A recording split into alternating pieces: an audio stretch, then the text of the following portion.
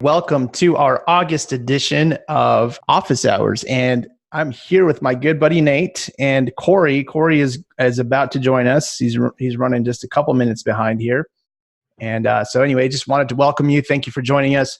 We are going to be talking about the Fly Plugins product lineup. We're going to be talking about WordPress, a little bit of online business, maybe some online courses type things. If you have questions, please feel free to ask. We do have a chat window open in Zoom. We're also streaming live on YouTube, and there's a chat window within YouTube. If you have a question you want to submit on Facebook or Instagram, I will check those. We'll be frequently checking email as well. So we've got multiple channels. Wherever you want to ask your question, feel free to ask. And we thank you for joining us this morning. So one of the questions that came in since our last office hours, we record these over the course of the month, or we take note of them. You can always submit a question to us from our office hours page on our website. We'll put them in a Trello board and then cover these on our next session. So you can either join us live to listen to us answer your questions or watch the replay later. So we've got one here from Barb that starts off with, can separate instructors develop courses? Yeah, no, that's a good question. So yes, you can have multiple instructors. So within WP Courseware acknowledges currently administrators, then you have the instructor role, and then you have subscribers. Subscribers are typically just students. Instructors have a little bit more elevated capabilities in which they can create courses, course elements, things like units, modules, quizzes, quiz questions. I don't know if I missed anything there. And then administrators have full power over all of the courses. And so the instructor specifically will only have access to the elements they've created. So they can't access somebody else's course. If they're not the course author, they won't have access to those particular courses. Yeah, that's something we added a little bit late in the game after launching WP Courseware, but we have that in there. We also have a number of feature requests, I know, to possibly eventually include for that functionality. Let's see. Can separate PayPal accounts be set up for course payments? It's a good question also. Yeah, currently, if you're trying to pay out your instructors or something of that nature, or if you're trying to create kind of like a Udemy or something where payouts for courses go out to the course author, that currently is not available. The only thing you can do at this point is sell the courses, and then you'd have to do a manual payout to your various instructors. So maybe for a future update, that'd be kind of cool. I think we've had maybe 2 or 3, maybe handful of this particular request. And typically we sort of sit on it a little bit to wait for, multiple people, several individuals requesting this particular functionality, because it would take quite a bit of resources to figure that one out. It gets a little tricky with payment gateways. Corey would probably have a little bit more insight to that, but absolutely, it's a great idea. Yeah, I would agree with what Ben said. It's right now the payment gateways are strictly used for subscriptions and payments for courses, but later on that may change. So. Yeah, and I think if we were to tackle that project, it might even be an add-on, a separate add-on for WP Courseware, because there are a number of things that could go in there, like front-end course creation, affiliate payouts, different PayPal accounts, so instructors could be paid directly. So quite a bit of stuff we could build in there. Yeah. Cool. Good question. Yeah. And that actually answered the third part of Barb's question, asking about splitting payments with part going to the instructor. Interested in WP Courseware and S3 Media Maestro, is there a discount for multiple software purchases and renewals? We do offer renewal discounts automatically, right? I didn't know if we had that currently enabled or disabled. Are you talking about are we talking about courses, selling courses Or are we talking about? This is for our plugins. Yeah, I believe the renewal discount currently is disabled. Okay. Gotcha. And fifth and last question in here. Can there be separate S3 accounts used within one install of S3 Media Maestro? So yes and no. When you set up S3 Media Maestro, you're going to create a default bucket. So that's going to be the main pointer, the general pointer to that particular bucket. Now, that's not to say that you can't create additional buckets and point to those. That is also available. That functionality is also available. However, if you want to use a separate S3 account altogether, that is also possible, but it kind of gets a little tricky because you have to input your API keys within the shortcode builder. So the shortcode builder gives you an option to change up your account, and when you insert those keys there, it'll access that account on the fly, and then you can grab those media files from that particular account. But that's only going to be applicable to that particular shortcode. It's not going to be a general setting, so it's always going to default back to the general setting, default bucket, and API key set. But yeah, so it can be done. It's just not super easy. And the only reason we've not maybe added more thought into that or given more thought to the UI for that is I think those are pretty much one-off cases. I don't particularly see why you would be accessing multiple S3 accounts. Although I guess we knew it could happen, so we did add that option in there.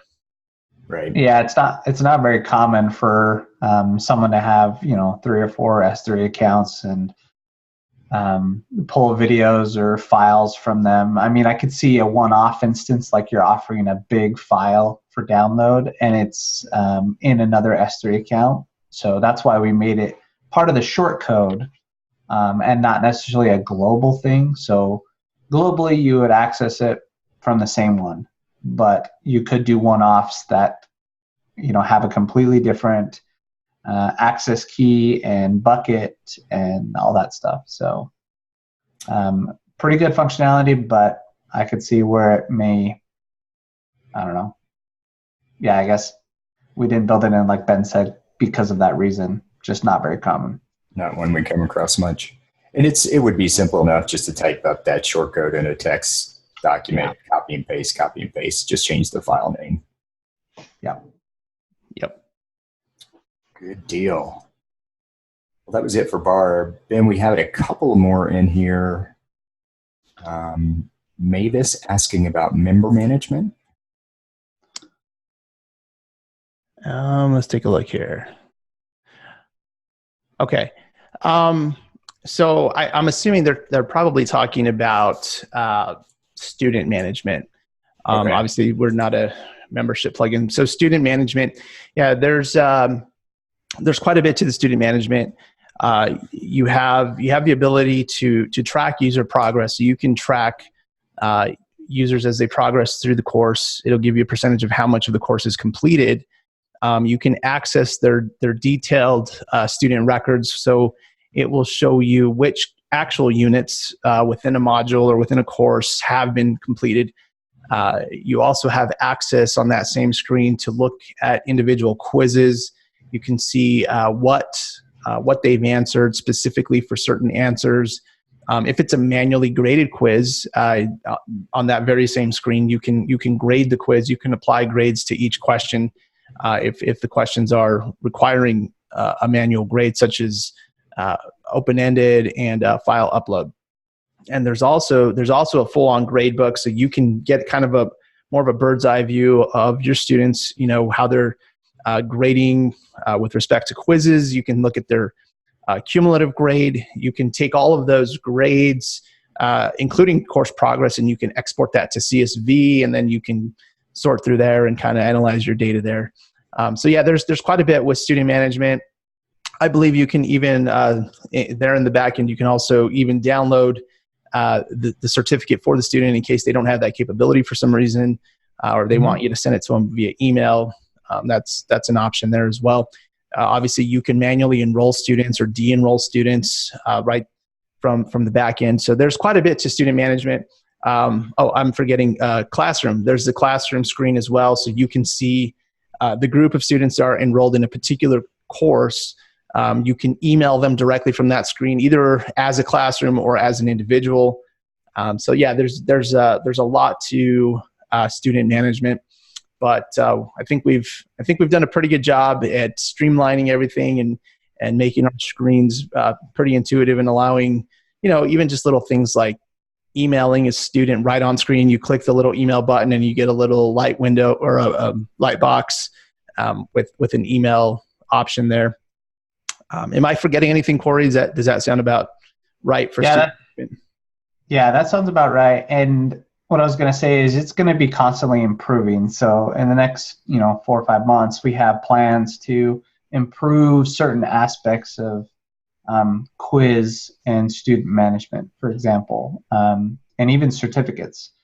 So, I look forward to that. But I think, like Ben was saying, there's a lot in there that may be, I don't know, not hidden, but there's a lot of features in there that people could not look for. And so some of the email functionality and the classroom and the filtering that goes on, you can view all the students that are in a particular class or unit, all that stuff is in there.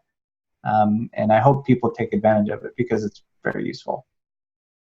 Yes, it is.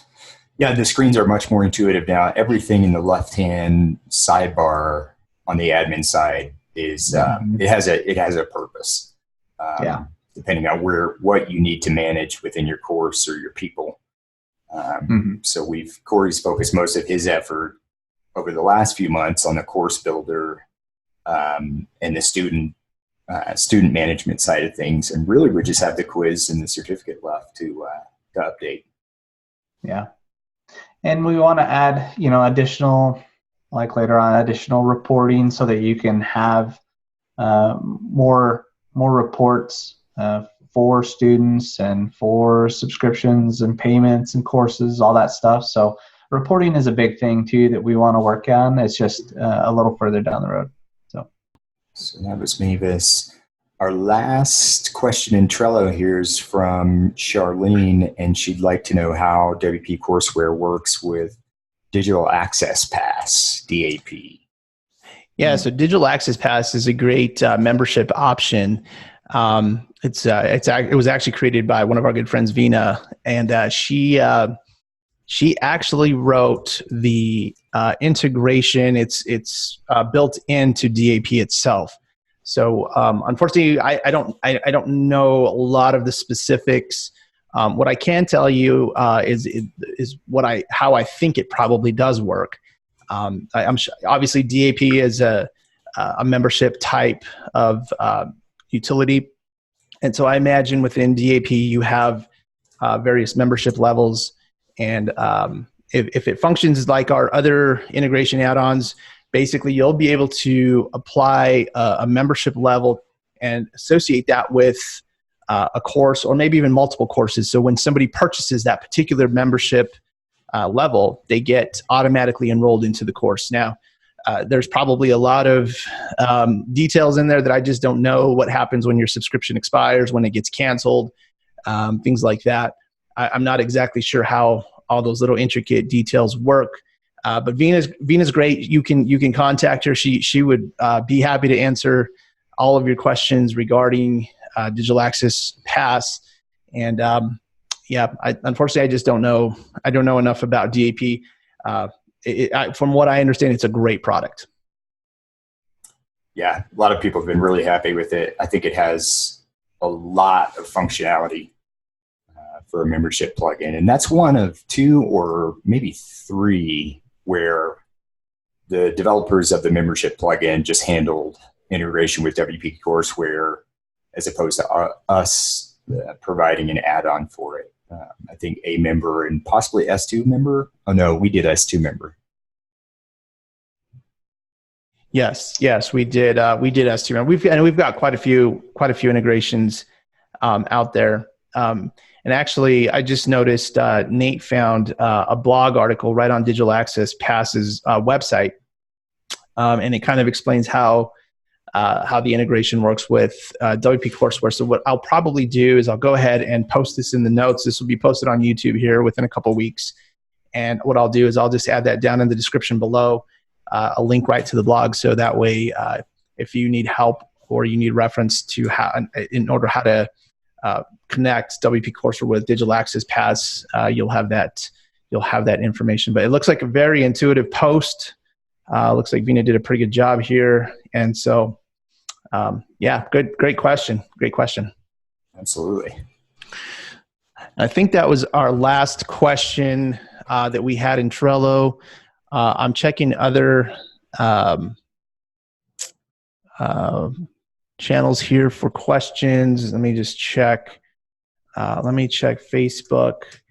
One other thing that I'd like to just kind of bring up. I'm actually gonna let Corey talk about this one. We recently had an email come through from an individual over at Stripe. So if you know, we recently released WP Courseware with Shopping Cart plus Payment Gateway for Stripe. And so recently we had an email come over from Stripe, and there's this thing called the SCA compliance. It's kind of being brought down by the European Union, and so we kind of need to update WP Courseware, which actually we're working on right now, so that we can be compliant, and that way any of our customers over in Europe will be okay with, they'll be in compliance if they're selling online courses. So Corey, can you tell us a little bit about the SCA compliance? Sure. So in the EU, there's a new rule coming into effect on September 14th, 2019. So, I mean, in a couple weeks, it goes into effect. And it's part of the PSD2 regulation in Europe, which basically will require changes to how European customers authenticate online payments. So card payments, and for any product, will require a different user experience, namely what's called 3D secure. And transactions that don't follow this new authentication guideline may be declined by the customer's bank, if that makes sense. So banks will need to start declining payments that require SCA and don't meet the criteria. So it needs to meet one of three criteria. And the first one is something the customer knows, like a password or a PIN. So if you try to authenticate a payment and some additional verification needs to come up, you need to provide one of three things, or even two of three things, depending on the risk level of the payment. So something the customer knows, such as a password or PIN, or something a customer has, which could be a phone or a hardware token. And the third criteria is something the customer is, like a fingerprint or face recognition. So depending on the risk level of the transaction, an additional authentication or verification needs to be held, then one of those three pieces of information needs to be provided, and sometimes two. So something that you know, like a password or PIN, something you have, like a phone, and then something that you are, like your fingerprint or facial recognition. So this is just to comply with regulatory technical standards in the EU, to make sure that every transaction, every payment that's processed is real and it is not fraudulent. So it's just another level of kind of regulation that unfortunately we have to jump through if you want to support customers in the EU. So that, I mean, there's a ton more to it, and I would, I'm going to chat this guide inside the chat, and you can just search strong or SCA, which is strong customer authentication, And this doesn't happen necessarily just with Stripe. It happens with all the payment gateways. They all have to comply. So PayPal is going to have to comply. Stripe, any other PayPal processor like Authorize.net, like they all have to comply with this by September 14th. So you've probably gotten a lot of emails from other products that you use. Like I just saw an email come through this morning from Paid Memberships Pro, and they are working tirelessly on strong customer authentication for Stripe specifically. So, they're going to make this all work. Like we have to do certain things to comply with it, and we're going to have a release before September 14th to make sure that all our customers, whether they're in the EU, the United States, Asia, that they are compliant when it comes to this regulation. And not only that, but we've been in contact with Stripe to get on their integrations list that we're compliant. So we're not quite there yet, but we will be before the September 14th deadline. Yeah, Stripe was great. They actually reached out to us just to give us a heads up that this was coming down their pipeline. So yeah, we were able to stay ahead of it, or Corey was. Yeah, well, it just seems like it's just cracking down on fraud, which is a good thing. It was a little unexpected because it's funny, we're in the midst of an update. We've been working pretty tirelessly on this update, and well, Corey has, and we kind of got this email out of the blue, and it's like, oops, we got to add something to our update. But at the end of the day, it's creating a safer online environment for people to make purchases. I guess that's a good thing, right? Yeah, and it applies to one-time payments, and it'll also apply to subscription payments, so recurring payments. It's just helpful to prevent fraud. Cool. Well, thanks, Corey, for giving us a rundown on the SCA compliance. And I'm going to go ahead. Corey did post the link here in the chat window, but I'm going to go ahead and I'll put that down in the description as well for those of you watching later on YouTube. Again, we don't know everything about it. Let me just preface that, but we do know enough to make it compliant. And Stripe has done a great job in providing APIs and updating their libraries so that it's a pretty seamless process. But PayPal is doing the same thing. I've found they are kind of updating it on their end to where developers don't need to do a ton with PayPal, as long as you're going through the PayPal website to be compliant with SCA. So it's pretty interesting stuff. It's just one of those things. Yep. Constantly evolving as risks start to pop up, or the approaches that hackers take to steal information is always going to evolve, and security is going to have to as well. So yeah, the good thing is, I'm really thankful that we don't have to store credit card information on our servers, so we're not having to worry about, so for those of you that don't know, we do have payment gateways. We have shopping cart within WP Courseware, but we none of that functionality stores credit card data on the website. So there's no customer financial information stored, I should say. There is obviously a customer name, email address, that kind of thing, but not the financial information. Yeah, we integrate with Stripe pretty tightly to where everything is handled by Stripe. We just react to what Stripe tells us. Yeah. Ben, I put another link that's a good page it has a video on it that further describes what strong customer authentication is and things like that. So if you want to post that in the other comments, that'd be great. Thanks, Corey. Well, cool, guys. I think that's a wrap. I don't think we have any other questions. That was the only topic I had outside of our question. Did you guys have anything else for discussion? I just wanted to drop a quick plug. We haven't had any, we've had a lot of technical questions over the last several office hours.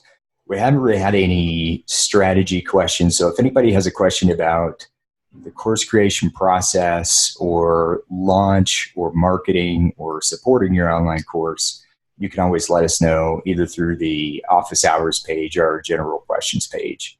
And we'd love to talk some business too, in addition to code related stuff. Now that Nate mentioned that, also I might as well give a plug for, we are likely going to release here in the next week or so, we're going to release a survey. So we'd love for you to participate in the survey. We're going to be asking questions for whether you're a current customer or not.